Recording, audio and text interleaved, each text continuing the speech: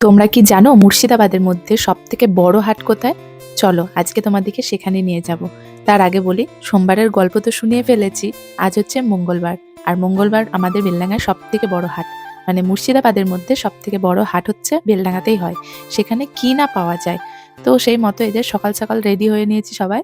আর এই যে মা করেছিল লুচি, ছোলার ডাল, পায়েস। সবাই মিলে খাওয়া দাওয়া করে এখন বেরিয়ে পড়েছি। তখন বাজে ঘড়িতে 9:30 কি 10টা মতো।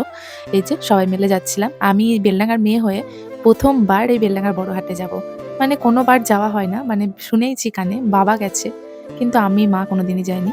তো আজকে দিদিদের সঙ্গে চলো ঘুরতে বেরিয়ে গেছি। মানে আমারও দেখা হবে, আর বেশ সবাই মিলে গেলে একটা আনন্দই হয়।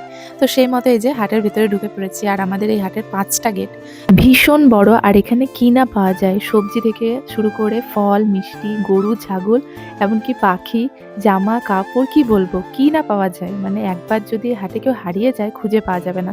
সম্পূর্ণ তো আমরা ঘুরতেই পারিনি, মাঝখান দিয়ে মানে সাইড দিয়ে ঢুকেছিলাম, মেন গেট দিয়ে এক সাইড দিয়ে বেরিয়ে গেছি।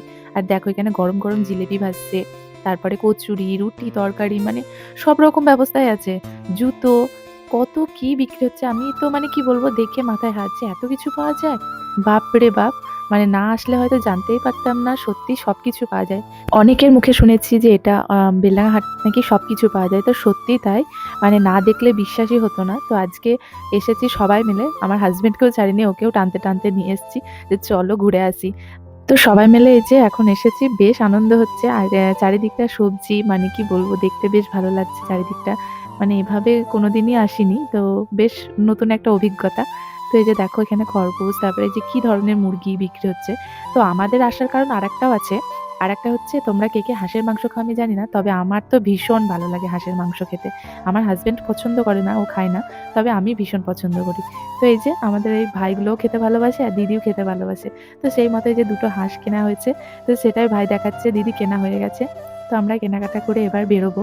তার আগে এই যে তোমাদেরকে দেখাই, এটা মাছ ধরার জাল। মানে কেমন টাইপের, আমি জীবনে ফার্স্ট টাইম দেখলাম। আর এই যে অনেক কটা বেগুন গাছের চারা নিয়ে এখন চলে এসেছি বাড়ি। বেগুন গাছ এখন লাগাচ্ছে দেখি, বিরাট ব্যাপার তো। তো বন্ধুরা, এখানে বেগুন হবে, আমরা সামনের মাসে আবার আসবো, দিয়ে আবার বেগুন খেয়ে বাড়ি যাবো।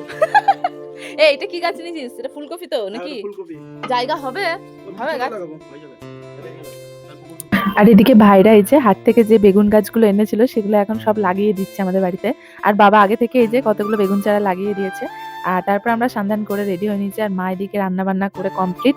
এদিকে করেছিল ফ্রাইড রাইস, সাদা ভাত, মানে অনেকজনা ধরো ফ্রাইড রাইস খায় না, তাদের জন্য সাদা ভাত। তারপরে আর হয়েছিল খাসির মাংস। এখনো মাংসটা রেডি হয়নি, এদিকে মা কষাচ্ছিল। তারপরে ভাই কেটে নিয়ে চলে এসেছে কলার পাতা। আর সবাই মিলে কলার পাতাতে খেতে যে আনন্দ, মানে সেদিনটা বেশ ভালো কেটেছে আমাদের। আর কলার পাতায় খেতে আমার খুব ভালো লাগে। তোমাদের কার কার ভালো লাগে অবশ্যই কিন্তু কমেন্টে জানাবে। তো এই যে আজকে দুপুরের মেনু এটাই। আর এদিকে দেখো মাংসর কালারটা, মা কিন্তু সেই রান্না করে, যাই বলো মাংস, মানে কি বলবো, খাসির মাংস ঝোলটাই আমার বেশি ভালো লাগে। অনেকে দেখি কষা পছন্দ করে, কিন্তু আলু দিয়ে খাসির মাংস লাল লাল ঝোল কিন্তু সেরা লাগে। তো যাই হোক, এদিকে আমরা সবাই খেতে বসে পড়েছি, আমাদের খাওয়া দাওয়া কমপ্লিট। তো আজকের দিনটা এভাবেই কাটালাম। কেমন লাগলো অবশ্যই কমেন্টে জানাবে ভিডিওটা। আর আমার ভিডিও ভালো লাগলে আমার পাশে থেকো।